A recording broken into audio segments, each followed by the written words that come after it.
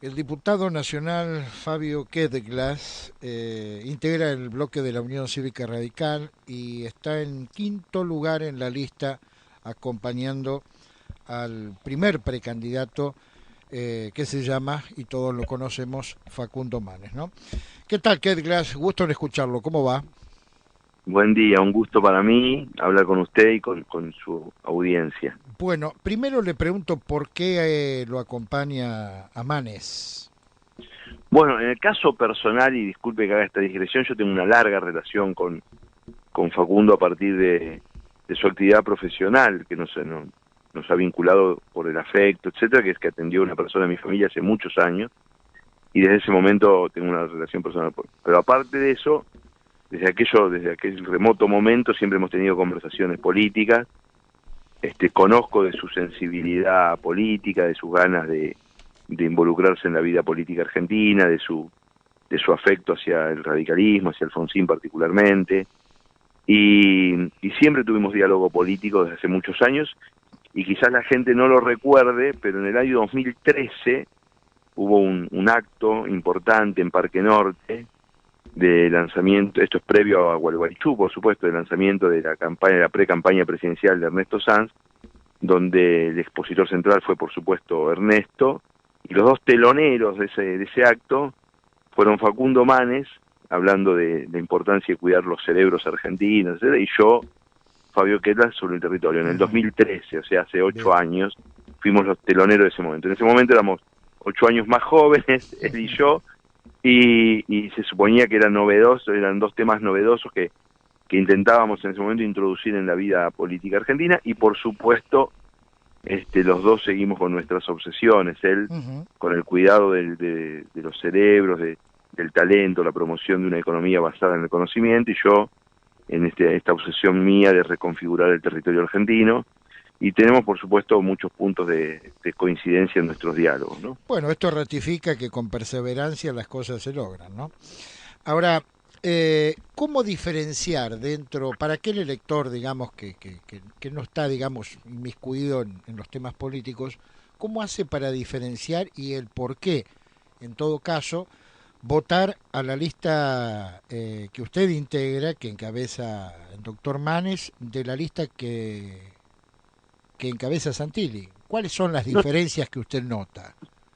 bueno, nosotros tenemos diferencias y coincidencias, o sea, no solo diferencias, tenemos diferencias y coincidencias porque por algo integramos un espacio común, un espacio republicano, un espacio que es sensible al reclamo también de parte de la opinión pública de que la opción en la Argentina republicana se mantenga unida, y que en la Argentina, porque el kirchnerismo no se priva de dar señales al respecto, la Argentina enfrenta un riesgo institucional en el caso de que el oficialismo domine ambas cámaras del Congreso. O sea que nosotros enfrentamos una primaria con responsabilidad, pero creemos que después de la experiencia del gobierno del presidente Macri, la oposición política en la Argentina debe tomar esa experiencia como una experiencia, lo digo en el sentido más crudo del término, como una experiencia de aprendizaje, Ujú. de un aprendizaje duro, porque está claro que hay una parte importante de la sociedad argentina que frente a fracasos, a situaciones, a sinsabores, a problemas de gobiernos de tinte no peronista en general, hay una paciencia que lógicamente no la juzgo, que es limitada, y que por lo tanto un programa de reformas profundo como el que Argentina necesita de una inteligencia estratégica al menos distinta de la que se aplicó en la experiencia 2015-2019. Ujú. O sea, nosotros creemos que la Argentina necesita un paquete de reformas importantes, lo que Facundo llama un cambio de paradigma, ¿no? O sea, dejar de gestionar el subdesarrollo para tener un programa de desarrollo inclusivo que refederalice el país, etcétera.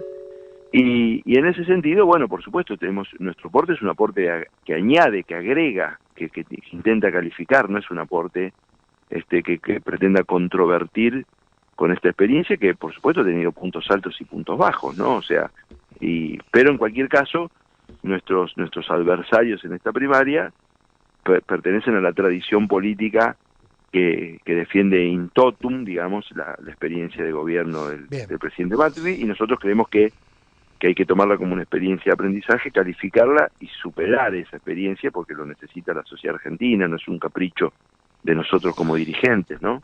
Ketglas, usted ya es diputado nacional, además de ser precandidato en esta lista, ¿no? ¿Qué se puede cambiar desde el Congreso? Bueno, del Congreso se pueden cambiar muchas cosas y me extraña esa pregunta porque somos un poder del Estado y, por ejemplo, hace 3 años era delito interrumpir voluntariamente el embarazo y ahora no lo es. O sea, es evidente que las leyes que determinan qué está prohibido y qué está permitido, cuáles son las tasas fiscales, a dónde va la inversión en universitaria, cómo se invierte en infraestructura, si se paga o no se paga la deuda, porque el presupuesto se vota en el Congreso en cualquier caso. Es claro que el Congreso, y hay que tener cuidado con eso, porque la idea de que si el Congreso se puede cambiar mucho, se puede cambiar poco, es una idea. Se puede cambiar las leyes electorales, por ejemplo, nosotros nos piden todos los días y cambiar las pasos y la boleta única. O sea, es evidente que el Congreso puede cambiar un montón de cosas. Se lo pregunto porque hay mucha gente escéptica sobre la política en general, con todo lo que vivimos viviendo en la Argentina, y creen que la única posibilidad de que haya cambio es que el presidente de la República haga algunas modificaciones, mientras que desde el Congreso no solamente, a mi juicio, se pueden cambiar ciertas cosas, sino que se pueden impedir otras tantas también. Sobre todo esto último ocurrido en estos 2 años, pero vamos a suponer que mañana el presidente, con los motivos más valederos que quiera manifestarnos o lo que fuera, dice que bueno, que una composición de 5 miembros de la Corte para el cúmulo de trabajo que hay, etcétera, es poco, que hay que ampliarla a 7 miembros, tiene que ser una ley del Congreso.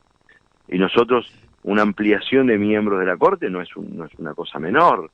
Y así sucesivamente, ¿no? O sea, lo que quiero decir, probablemente la no capacidad ejecutiva del Congreso le haga ver a la población esa sensación de que no es que se toma una decisión y al otro día hay una respuesta pública inmediata, porque por supuesto, entre otras cosas, tenemos 2 cámaras, nuestras leyes tienen que ser promulgadas, tienen que ser reglamentadas, etcétera, pero nosotros, la Argentina, la economía argentina, las relaciones cívicas argentinas se manejan en un marco legal, digamos, y que mañana, entonces, porque la pregunta es esta, a todos los que dicen que se puede cambiar del Congreso, bueno, nosotros hemos votado, no hago juicio de valor, hace pocos días, que el mínimo no imponible del impuesto a la ganancia se corra 150.000 pesos a través de una deducción especial, digamos, y entonces si antes ganabas 130.000 pesos pagabas ganancia y ahora no pagás.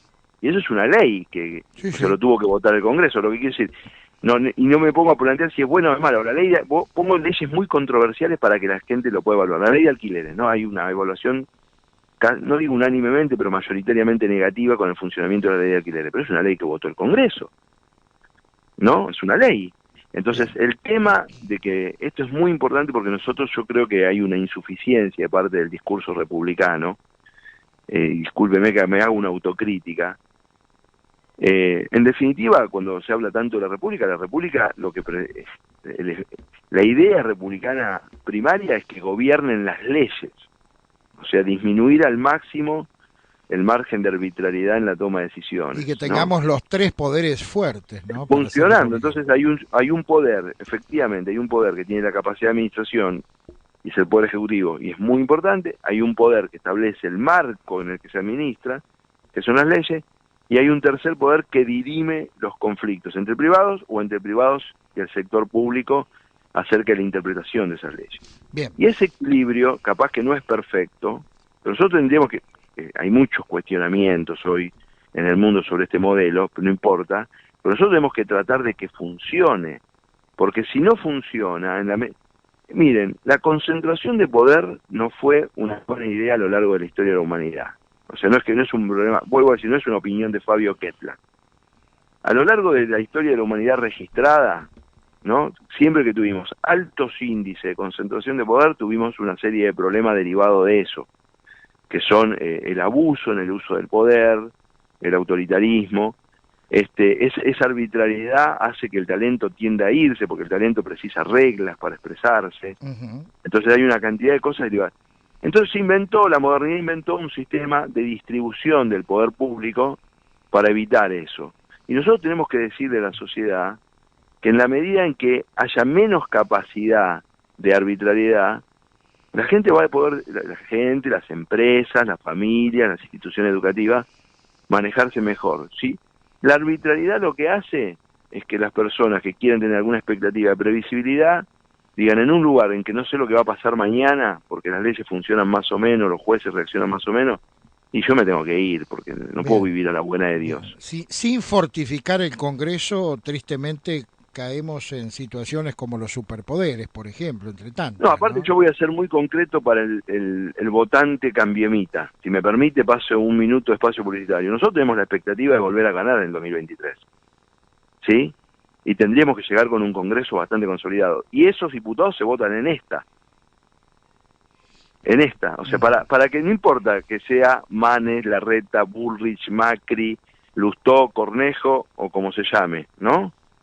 Va a precisar un Congreso donde va a tener que enviar una cantidad de leyes para hacer las reformas que nos propongamos, y la mitad de los diputados de ese Congreso se votan en esta elección. Y un Está tercio de claro. los senadores se votan en esta elección. Entonces, para el público cambiemita, que con ganas, con vigor, repartan la boleta, que caminen, que digan, porque nosotros, porque si no es demasiado tarde después.